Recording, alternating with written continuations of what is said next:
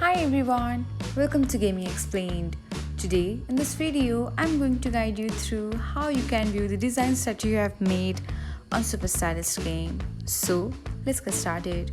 First of all, open the Superstylist game on your device. Next, tap on the little profile icon that's on the top of your screen. Here, you might have to watch some ads before you can view the designs. Wait until you can cancel the ads.